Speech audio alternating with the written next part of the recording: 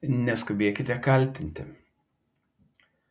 Karalius Henrikas VIII turėjo 6 žmonas. Jis žūtbūtinai troško susilaukti sosto įpėdinių. Kai sutuoktiniai pagimdydavo ne sūnų, o dukrą, karalius ją pakeisdavo kita. Viena iš tų 6 žmonų mirė natūralia mirtimi, viena liko gyva, su 2 karalius išsiskyrė, 2 įsakė nukirsti galvas. Karalius Henrikas kaltino savo žmonas negebėjimą pagimdyti jam sūnų, sosto įpėdinį. Kaip ironiška, juk dabar mes žinome, kad už kūdikio lytį atsakingas būtent tėvas. Pyktis ir priekaištai slopina laimę. Prieš puldami ką nors kaltinti, palūkėkite. Galbūt jūs ne viską žinote, o gal jūsų sprendimus temdo pyktis.